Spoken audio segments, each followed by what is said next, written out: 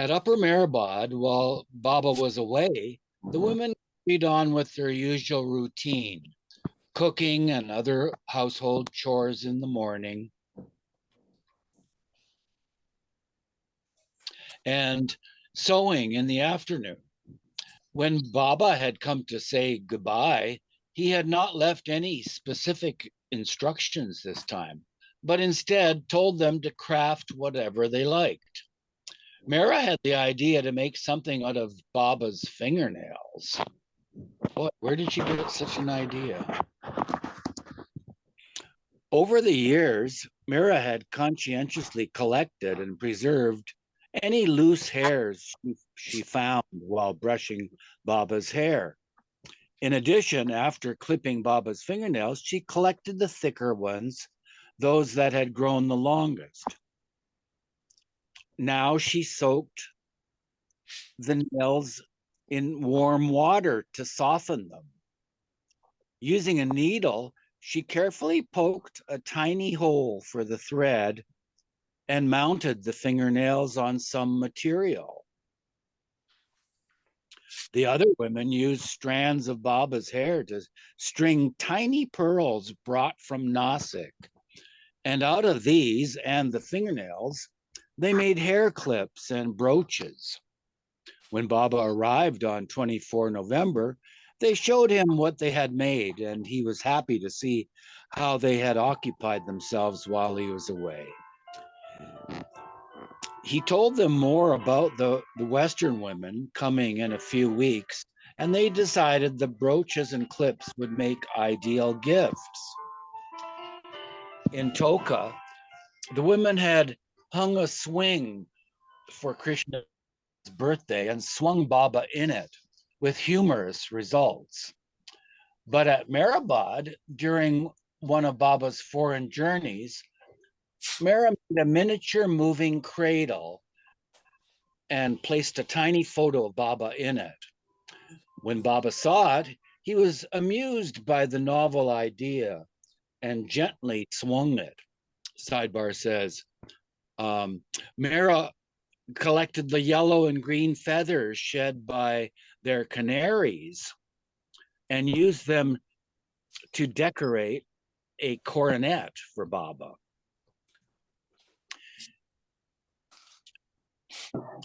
Also crafted decorations around Baba's photographs. Mani traced a design of bamboo trees from a book of Chinese paintings that Baba had brought from China. Interesting. These were embroidered in gold and silver thread onto a large cushion for Baba. Sidebar says, a cupboard was built later in Mera's room at Upper Meherabad to house these treasures. Mera was determined to draw scenery around Baba's photos on the bare walls of the East Room. But as the walls were rough stones and concrete, it proved too difficult. When we were doing anything for Baba, said Mani, like the diary of Mera's day, like making things from Baba's hair and nails, like working on the photo frame, what I remember most is the total involvement, the total focus that had no room for anything else. That is something that only Baba can do. Sidebar says, see volume 2, page 522 for photographs of their embroidery. I don't know why he didn't put them in here. Exactly. In the evenings, the girls patched their clothes. When Baba was with them, they wore their better skirts and blouses. After he left for the West, they took out their older, darned, and faded clothes, like a little house on the prairie. We had kept them all, Mara said. We never threw anything away. Me neither. If a skirt had a hole in it, we wore another skirt on top of it to economize and make our clothes last longer. When we got word from below that Baba was to come the next day, we would be ready in our better clothes, not our torn ones. Once or twice it happened that Baba came suddenly when we were in our old torn clothes. We were so excited that we forgot what we were wearing. Baba came into the kitchen. He ate and was talking. After a while, he looked at us and asked, "What kind of clothes are you wearing?" Then he ordered, "You must never wear torn clothes. I don't like it. You can mend them if possible, but don't wear it if it is torn. Never wear torn things." He wouldn't like our and torn jeans and stuff like Oh, that. yeah, You buy them torn. You buy I them with know. a. From that time on, we had his orders. I have to be careful now not to wear something if there's a tear in it. I like to wear a soft, thin blouse in summer, but first I hold it up to the light to see if it is torn anywhere. Otherwise, we miss keeping his orders. Mani continued. In the ashram, there was such economy, but we never felt deprived. On the contrary, we felt rich. There was never a sense of not having. We didn't even have material for patching our clothes, but we were great savers. If a rusty bent nail was found on the ground, we picked it up, brought it inside, straightened it out, and used it again. Nothing around Baba was unwanted, a piece of rag or whatever. I still remember I always wore those long white pants, lingas. Baba's order was that we were never, ever at any time to wear a torn garment. If our dress or our apparel had a tear, we had to go immediately and change. We were to darn and patch it later, and only then to wear it again. I didn't have a white patch for the pants, so I stitched a printed red one on it. Gulmai was with us for some time then. We were going to the kitchen and I bent down to pick up something I dropped. She saw the patch and thought it was a butterfly. "Wait," she said, and tried to pull it off. Oh, As I said, we never felt deprived. After Baba was so complete, having Baba was so complete, so full, so vast, that these things only are contained in it. They are not a part, they have no merit. It was a wonderful time. I look back and dwell on and dwell in it. Mehera concurred. It was lovely in those days when there were only a few living on top. Baba sustained us, but we were eager and happy to be with Baba, to obey and serve him. We were ready for all that poverty, the obedience. There was joy in it also because we loved Baba, and Baba was so lovable. Who wouldn't love him? But all was not so serene elsewhere, since Rustam, Franey, and their children would be staying near the Westerners in their own house in Nasik. Baba discussed matters with them about the Westerners' arrival. In December, along with a few other Bombay lovers, sent Rustam and Franey to meet the Westerners at the dock and, acting as their hosts, to take them to the Majestic Hotel in Bombay. Accordingly, Rustam and Franey performed their duties in greeting and escorting the Westerners, which included Narina Machabelli, Elizabeth Patterson, Jean Adriel, or I guess that's Jean Adriel, and Malcolm Schloss, along with Nani and Ronald Gailey, and two dogs, Kippy and Canute. I guess their last name was Patterson, after Elizabeth. Kippy was Elizabeth's black Boston Terrier, and Canute, it was Anita Vallard de Caro's white Siberian Husky, which she had given Baba previously in Switzerland. Since the facilities at the Nasik retreat were not quite ready, the Westerners went to Igatpuri and Bandardara with Baba, where they were joined 2 days later by Garrett Fort, Nadia Tolstoy, and Grand Duchess Marie, who left after only 4 days. Later, Kitty Davy, Margaret Kraske, Delia de Leon, Tom Sharpley, and Will and Mary Backett joined the others in Nasik on Christmas Day, followed by Ruano Bogislav on 2 January 1937 to complete the group. However, when Franey had returned to Nasik with Rustum after chaperoning the Westerners, she began behaving strangely. As Chanji noted, when Baba arrived in Bandardara with Westerners on 14 December,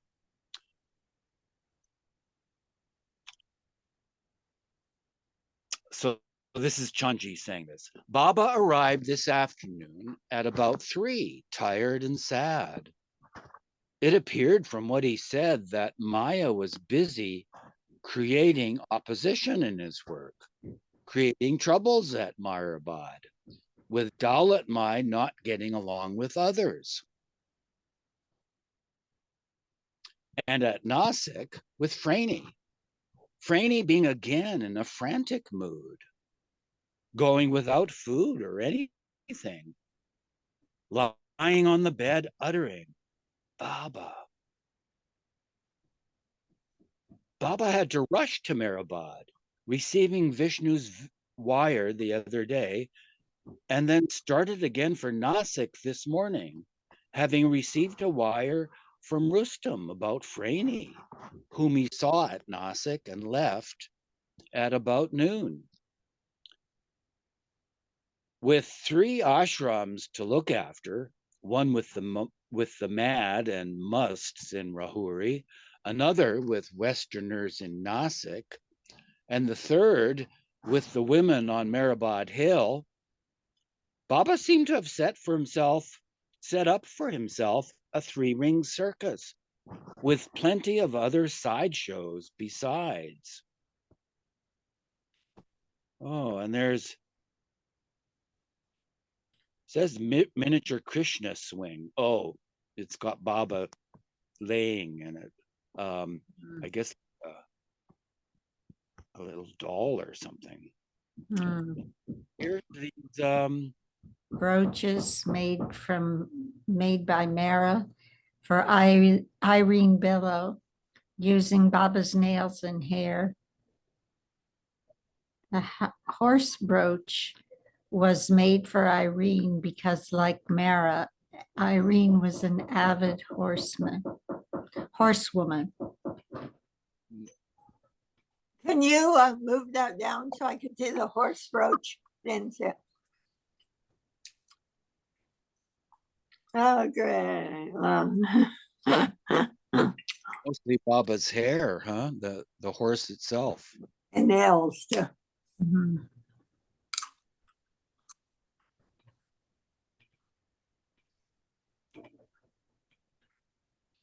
Baba and Mera on a swing together on a picnic. Erangel, 1 May 1937, taken by Elizabeth. One of her, what do they call those pictures that are not posed? Candid. Candid, that's it, yeah. Baba liked her to take his picture because she didn't make him pose. Yeah. Yeah. She got some beautiful ones. So this is a good place for for you, Tina, or Rosalie to start reading. Rosalie, are you ready? No, not quite. Okay, I'll pick up. Chapter 33, Westerners on the Hill. Whose dog? I don't know. I don't. Is that Eugene? You have a dog? Huh.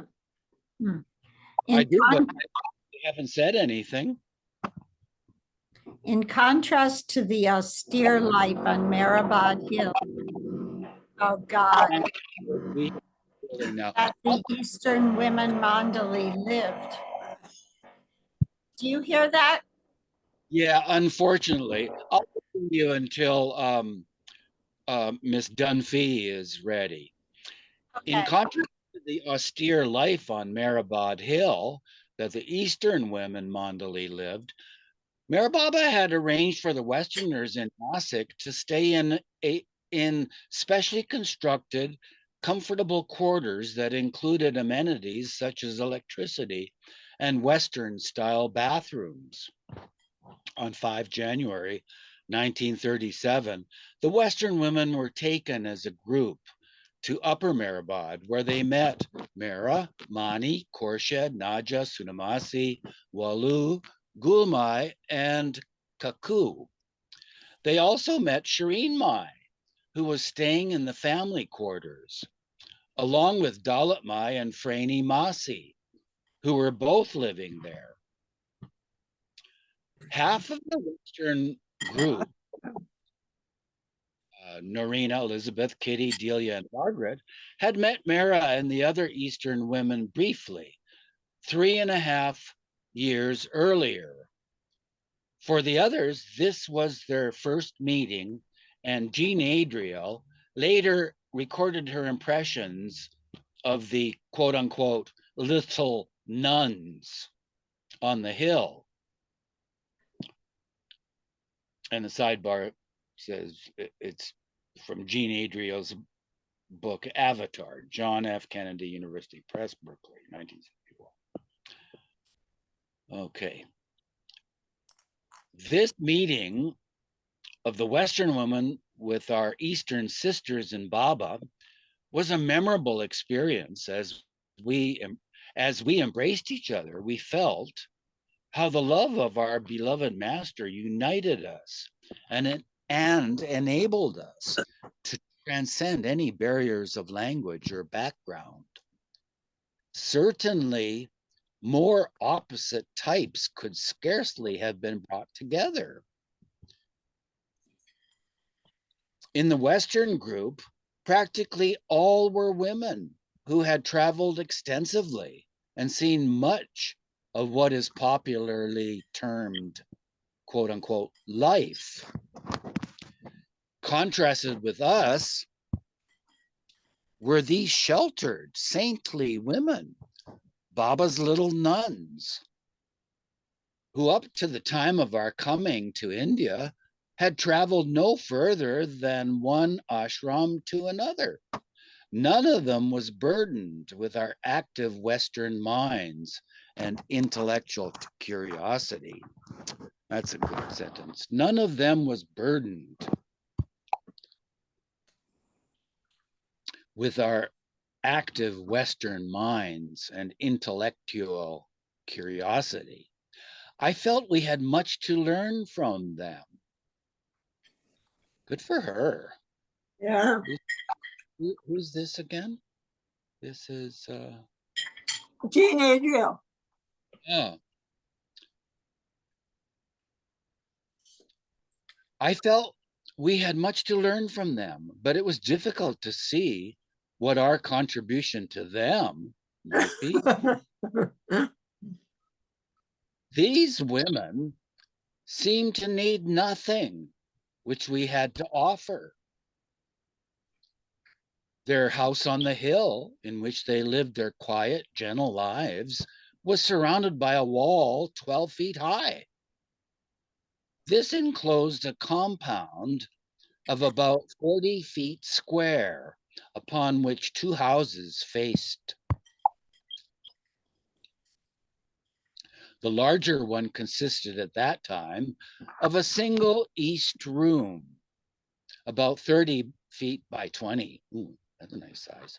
The chief appointments of the room were 6 iron beds, each with its mosquito netting canopy. Beside each bed was a small wooden trunk in which were kept the few belongings of the women, and a straight wooden chair.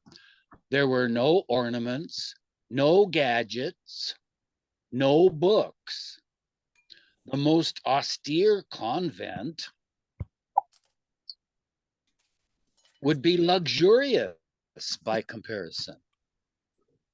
Yet, in some indefinable way, an impression of gracious living was conveyed.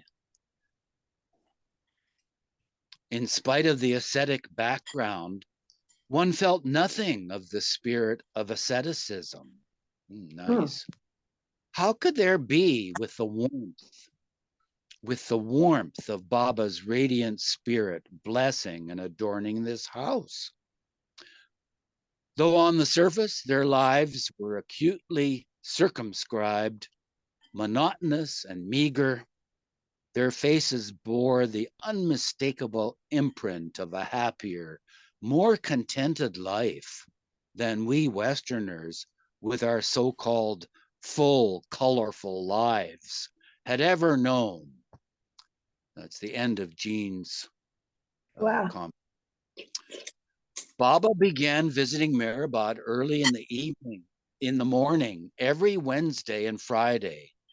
He returned to Rahuri the same evening, where he retired in a new cabin that had just been built for him, which came to be known as the Rahuri cabin. Later, the cabin was moved from Rahuri to Lower Meherabad. From 15 January, the Western women too visited Meherabad every Friday. After a 4-hour drive, good Lord, they arrived at 8 or 9 a.m., spent the day with Baba and the women, and drove back to Nasik in the evening. Another 4-hour drive. Wow. This time, Baba changed Nadja Tolstoy's name to Nadine to avoid confusion with Nadja.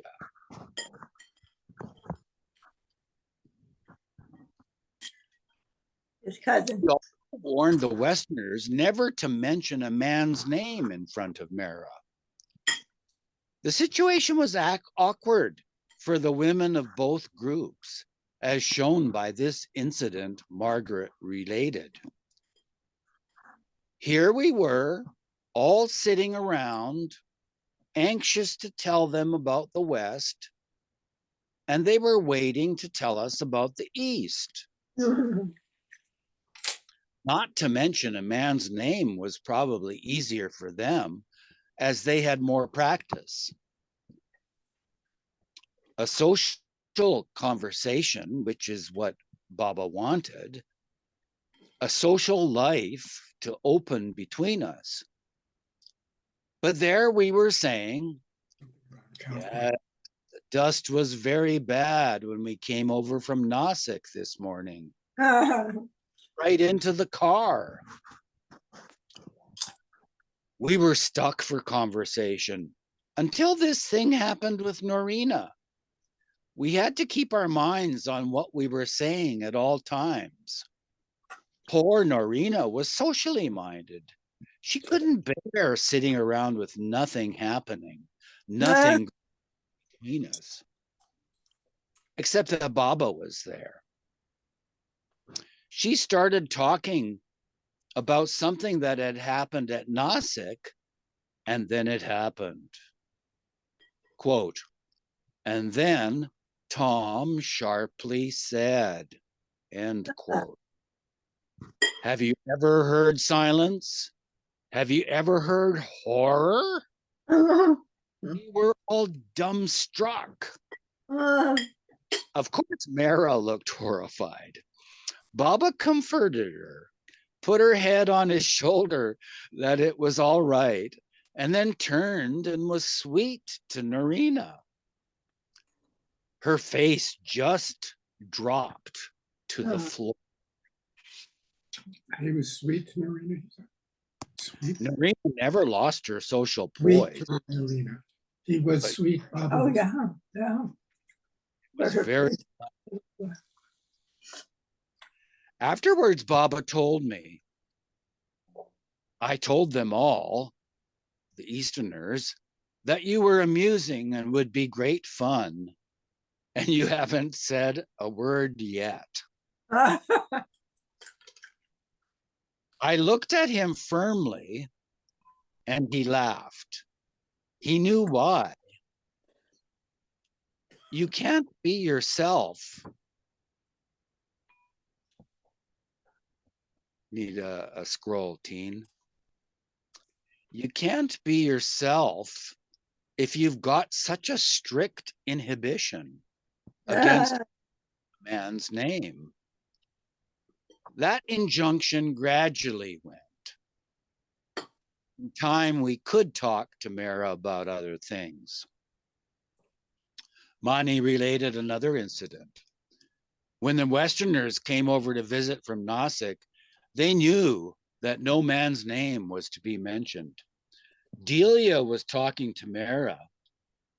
Knowing that Mehera loved horses, she was talking about some cowboys.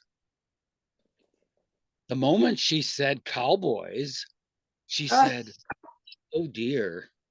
She put her hand on her mouth. I mean, cowboys, she said. Mehera and we all laughed. Kitty narrated a mistake she made. On our visits to Meherabad, when we were living in Nasik, Mehera was not visibly engaged in the work entailed by our visit. She remained always near Baba, sitting on his right during meal times, fetching him his water glass. I made a mistake once, thinking Baba was thirsty and rushing into the kitchen to fetch him a glass of water.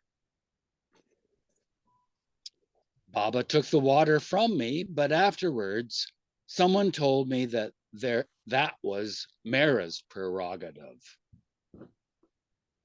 No one else, under any circumstances, should go and get water for Baba unless he asked for it.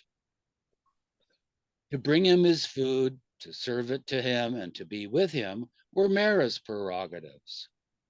Baba always served her first, and then served us all our food. Baba would tell the Westerners after he called them into her room, why are you here? Why are you here? Because Mehera suggested you would all like to come. Mehera told Baba she thought the Westerners would like to see him. Often, I was called into the room to write letters to different Westerners at Baba's dictation. Mehera would never be turned out of the room, but would go on with what she was doing and not intrude in the conversation. Baba would point on the board and I would write what he dictated. It was the same when the other Westerners were called privately into the room by Baba. If there were ever a private meeting, Baba would tell Mehera to turn away and she would occupy herself with other duties till Baba recalled her. Kitty explained that if Baba had something so private to discuss with the others that he felt it best to do it alone, he would not ask Mehera to leave his presence, as he never wanted her to feel left out. Rather, he arranged for the older ones, Narina, Elizabeth, to meet him down the hill where Mehera would not be. But he never shared anything of the men with the women Mondali. The men might not have existed. Baba was so strict that we should not mention the name of a man in front of her. But of course, we were always forgetting. Baba would be more disappointed than anything. Baba knew the dangers that might exist regarding his work, which always came first. We were not to mention particularly the Indian Mandali, Western men, or books or films in which a man's name might appear. Delia related, Baba always had this courtesy to people, and though with all of us he was considerate, sweet, and kind, in his relationship with Mehera, there was something special. For example, up the hill, whenever we came from Nasik, Baba always sat with Mehera next to him. Later, he did the same in France also. If in the early days someone had mentioned something by mistake, perhaps the name of some male disciple, Baba would kiss Mehera to cover it up. Just the way Mehera looked at Baba, she was always there, ready, as if the only thing in life was being there on the spot when Baba needed her. Delia added, there was no question of how much Mehera loved Baba in her special way. It was a special love, completely selfless. I don't think one can compare it. It was this role that her destiny had given her, and she was perfectly fitted for it. It had to be somebody really beautiful.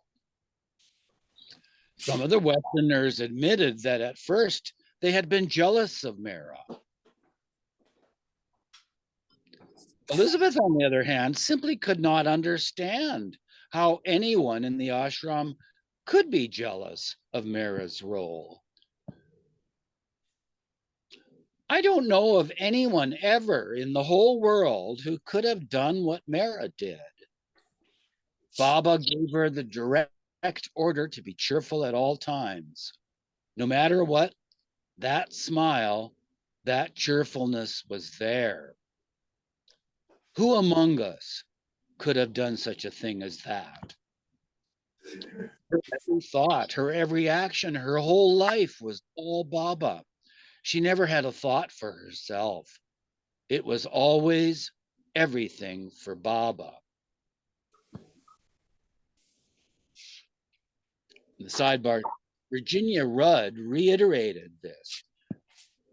Mehera did not make you jealous. She always brought you to Baba. She wanted you to be close to Baba. The closer you were to Baba, the happier she was. Wow, beautiful. But not everyone was willing to acknowledge Mehera's role.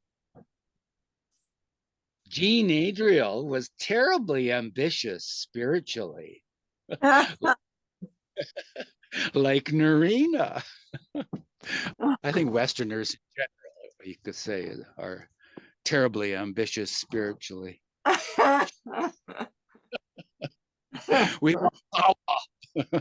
She went to bed for a week when she first saw Mehera's relationship. She thought that was her place. She was very upset about it. Later, she accepted it. Got to scroll, Tina, please.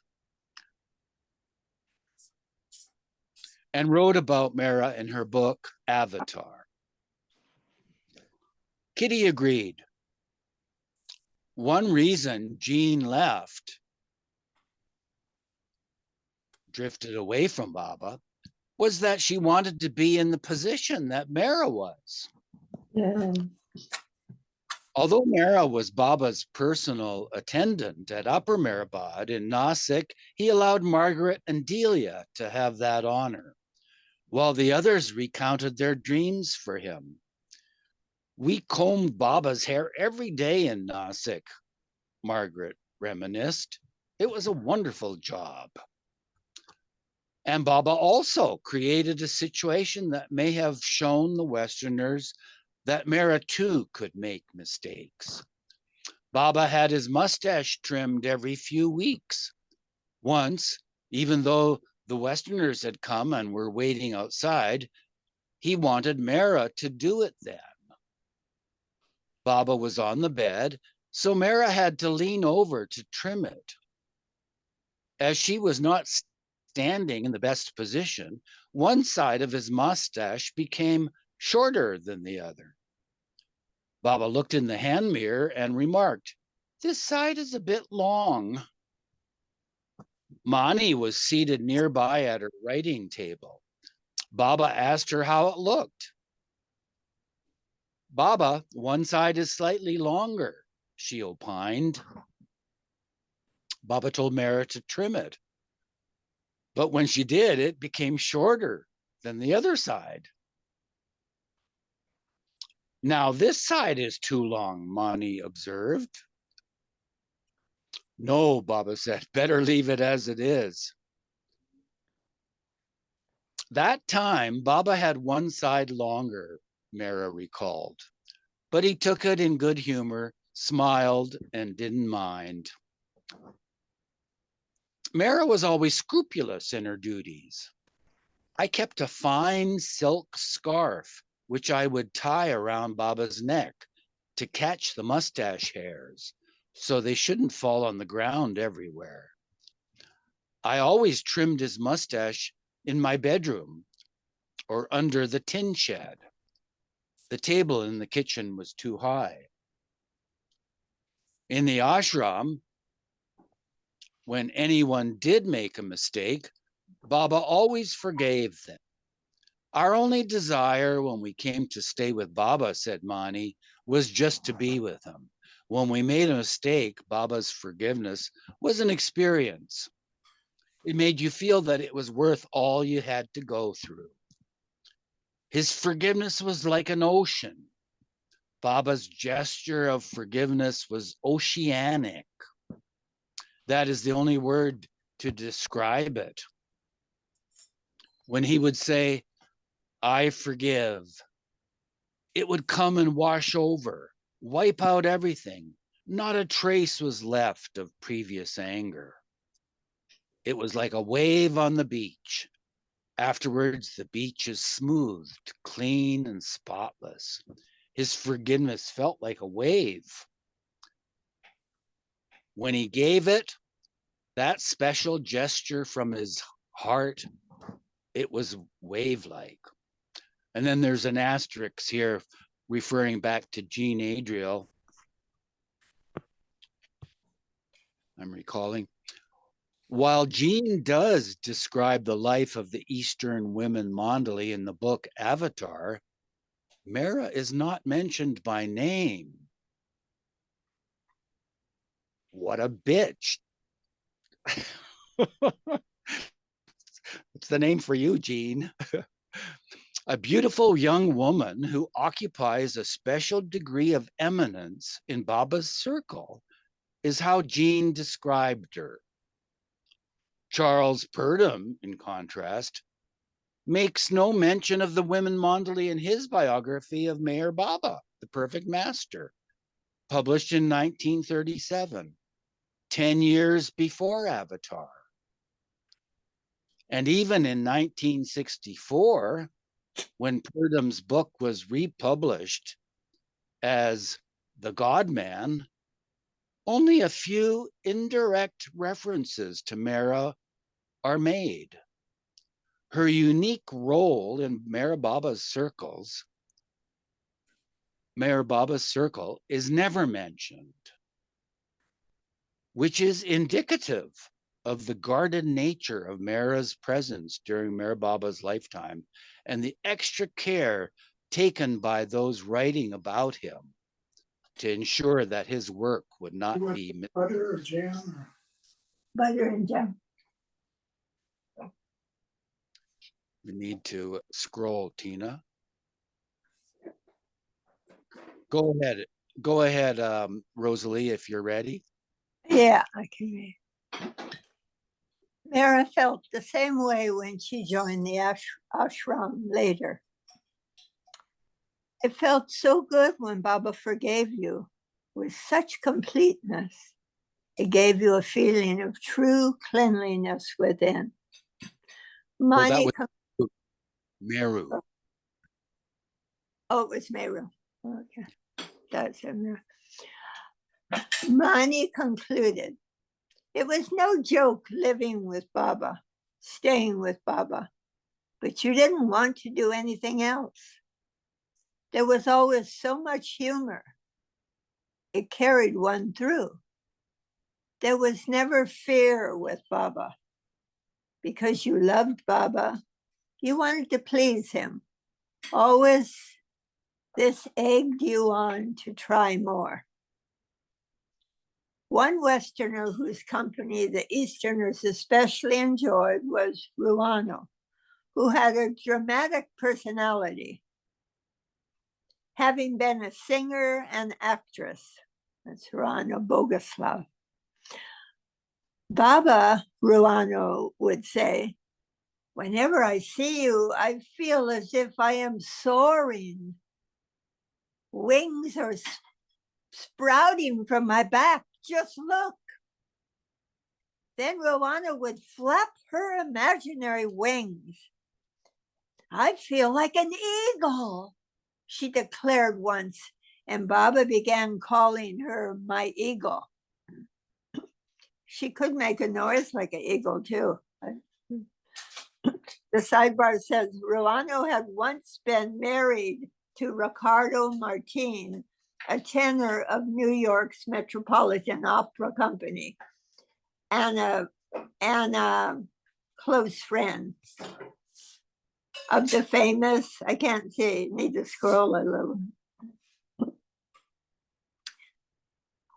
Enrico Caruso, whose birthday was 25th February, 1873. Maybe we need to go down a little, though. I think I messed it up. Anyway, it says, let's see, at the beginning of January, I think you need to scroll down a little. Other direction, Tina. Scroll up. Yeah. One Westerner, let's see, Ruano. Okay, but Ruano was not very practical. She was a brave, generous, and soft-hearted person, Mani related. Nani, her close friend, helped her with her. You need to scroll, Tina. Helped her with her rent, but she would give the amount to others. Nani had to tell her, this is for you, Ruano. Though she was taken advantage of later, Ruano always paid Nani back somehow. We really enjoyed her company. She was very humorous. In Nasik, some parrots were always fighting. Ruano opened their cage and ordered one to get out. Another comic episode involving Ruano happened on the hill when the Westerners were taking turns riding Champa, the donkey, still being kept there. Ruano's turn happened to come last. She was a large woman, and when she approached Champa, who had probably become tired from giving so many rides, Champa simply sat down and refused to let Ruano get on. Baba had a hearty laugh over the incident. And the sidebar, Champa was kept on Mehrabad Hill for 3 years until the Blue Bus tour began. when she was given away. At the beginning of January 1937, Baba began a 40-day fast that was to culminate in Nasik on his birthday, for which elaborate preparations have been made. That's in that film. There's a film about it. Nasik, it was so beautiful. Elaborate preparations have been made, including a distribution of grain and cloth to over 10,000 people and a huge feast. For the first time, Baba would touch the feet of all those. Maybe I should read the bottom here. Mani quotes, Baba would forgive, but it took longer for us to forgive ourselves, because once the purpose was served, Baba would forgive with the snap of his fingers. When Baba forgave, it was not a lingering thing. It was like a light was switched on. One moment it is darkness, and the next moment it is light. So one moment there was this fault we had done. And when Baba said, I forgive, it was wiped out immediately, as completely as if it had never existed. But except that now we would remember more. Next time we would do it and see to his pleasure.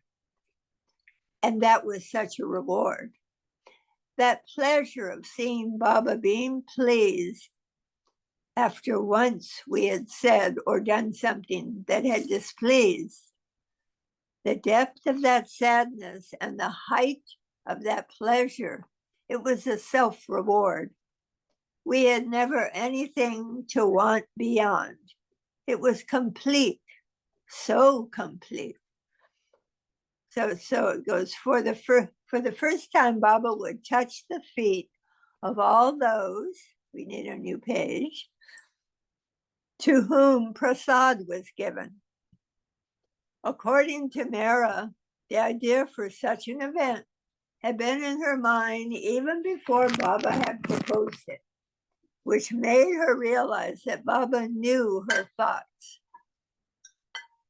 One day, I was thinking that it would be nice if Baba's birthday were celebrated on a grand scale that year.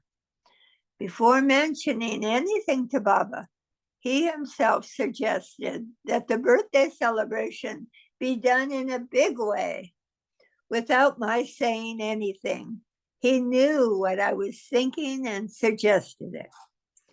The celebration in Nasik was also to allow the Westerners to meet the rest of Baba's Eastern followers. But the women Mandalay in Meherabad did not attend. It would be years before they even saw the newsreel that was taken of the event. But Baba told them all about it and described to Mehera how he looked. He had worn a coffee-colored striped silk jacket and a satin cape sent by the Jessewalas, and left his hair loose rather than in the braid that had become customary for the past few years. Baba got so used to his hair tied in a braid that I think he felt uncomfortable with his hair open. And by that time, his hair wasn't as abundant as it had been.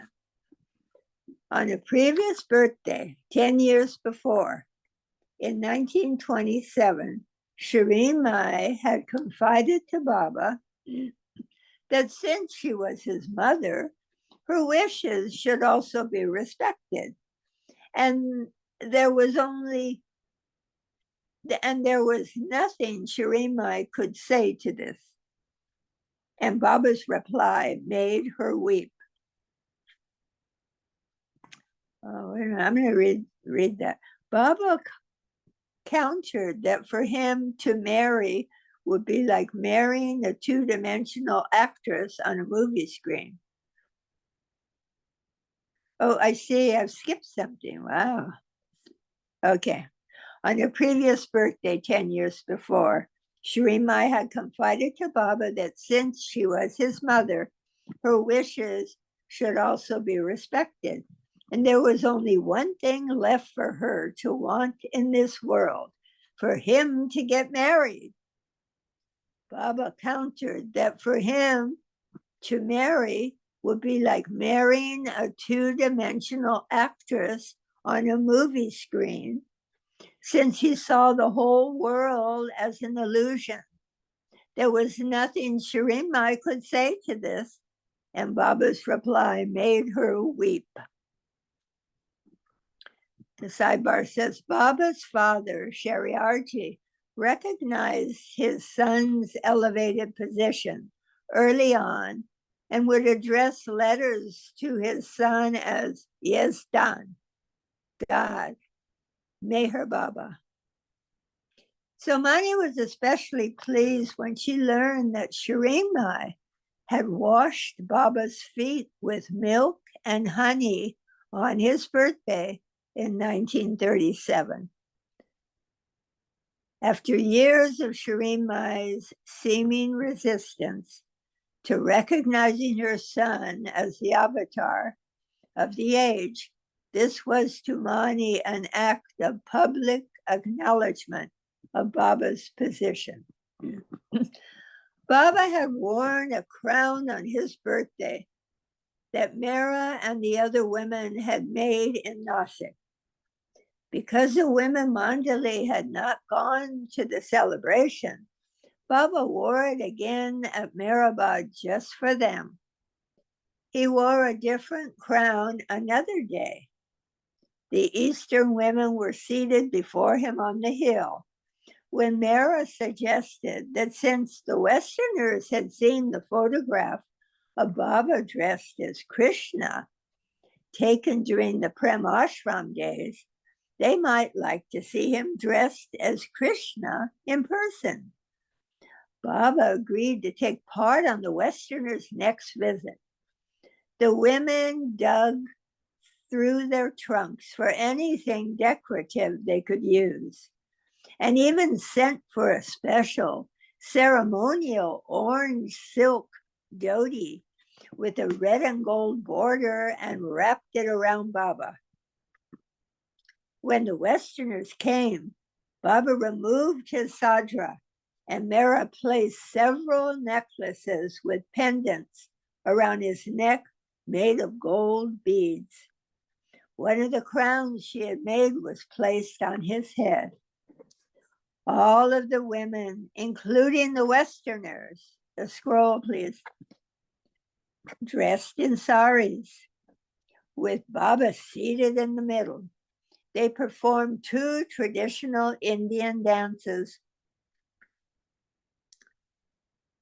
clacking sticks above their heads to music as they whirled around him. In April, when the summer heat became intense, the Westerners arrived at Meherabad earlier, before 6 a.m., and had a second breakfast at 7 or 8 o'clock with the Easterners, who had also been up early preparing the meal. To seat everyone in the West Room, Sunamasi and Walu's beds were placed against the wall, and other benches and stools kept ready. One day, Baba was in the mood for a picnic. The Easterners wondered where they could go that was nearby. But Baba took them down the hill to a mango grove near the village, where none had been before.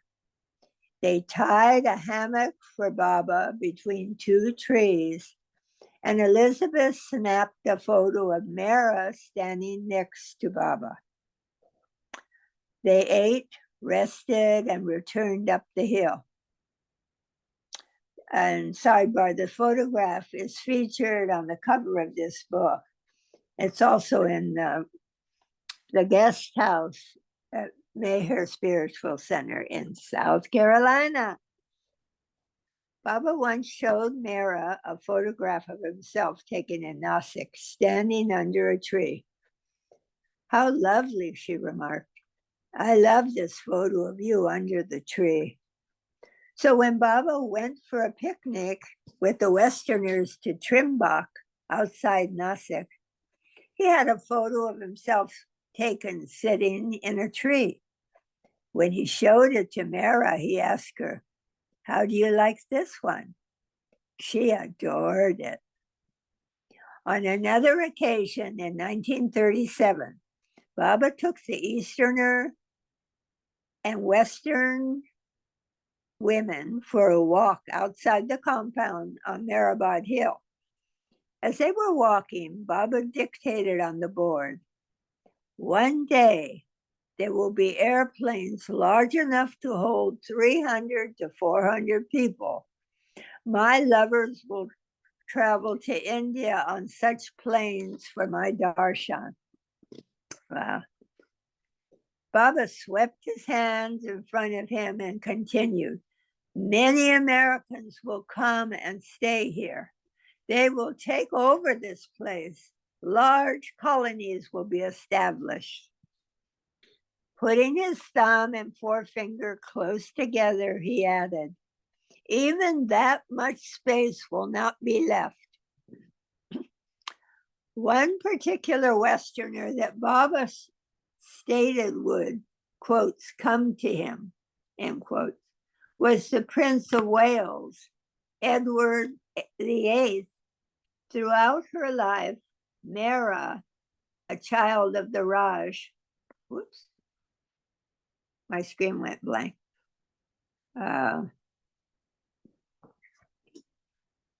Let's see. Throughout her life, Mehera, a child of the Raj, took great interest in the British royalty. And when Baba told her this, she took it literally and became quite excited. "How wonderful it will be when the Prince of Wales comes to Baba." She noted to the others as she pictured the entourage that would accompany the future King of England, "What a tremendous, thrilling occasion it will be." Little did she imagine that then that Edward would soon abdicate his throne for love to marry an American divorcee, Wallace Simpson. In Nashik on 12th May, Baba listened. Wait a minute, my picture disappeared. I can finish. There's Okay. drilling has stopped. In Okay, go ahead. Nashik on 12th May, Baba listened with the Westerners to the coronation ceremony of Edward's replacement, King George and Queen Elizabeth, and commented, "Edward is now free to follow love and draw toward me. To follow divine love, impersonal or personal, is to come to me." Later, Mehera remarked, "Perhaps Edward's soul will be born in a Baba lover's household. Maybe Baba meant that he would come to him in his next life." Baba also commented, "The new queen and king and queen have good hearts." When Wow. Baba stayed at Nashik, he had his meals at Rustam and Frainie's. Hold on. They were living near Westerners in a small cottage. Baba told Franny that her children should no longer attend boarding school. So Franny drove them back and forth to school each day and cooked for the family. It cooked for Baba when he was in Nashik. It's starting again. But it's 3:00. It's after 3. I'm gonna stop it. Yeah. I'm sorry. It was hard to concentrate. throw a pot of water out the window. Yeah, I should. Yeah, They're doing work on the building. right. So we were on page 340, right? I didn't notice the page. I didn't. 340. Ah, that was, I love learning all this information. I forget it. I've read it before, but it's like, she was very interested. They watched when Diana married, can't remember his name now. Charles, Charles, yeah. she King, did. no. Yeah. Well, I'm going to say goodbye before I subject you to any more drilling. So thank you for coming, and I'll see you next week. Thank you, Kenya de Baba. Okay, Baba. Girls, I just want to mention that for my it got clarified in today's reading that it was Franny, Mara's sister, who was Yeah. having what's the word? Problems. Mental illnesses, I Yeah, guess. yeah. Say. Yeah. By the way, I'm going to be at the center starting the 21st and coming back January 2nd. So I won't be available to do this. Well, And- bring and- some warm things down there. Is it cold down there, I Rosalie? don't know. It's cooler. It's cooler now. Getting cooler. What does Yeah. it get tonight? I mean, I'm wearing sweaters. I thought they were going to have a celebration for Michelle Schaefer tonight. But I just got an email from Angela saying it's next week. Oh, I don't know. Well, It's a I'll tune in. Shy People's concert. They call it Shy People. Yeah, I'll check the schedule. No opera singers allowed. Yeah. Considered a shot. Okay. Eugene, your reading is so good. It's so good. Kudos. Yeah, Well, thanks. I'm sorry I couldn't step up to the plate. It was not your fault.